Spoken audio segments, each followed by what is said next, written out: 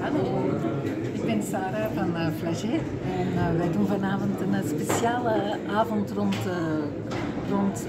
Koerdische muziek en Koerdische films. Wij brengen een concert van Meral Polat en daarna een debat met Nevin Gerits die achteraf haar film zal voorstellen, Le Pacha, Ma Mère et Moi.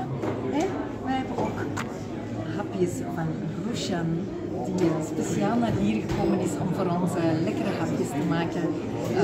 Lavir, Edje en Sarma. Bedankt.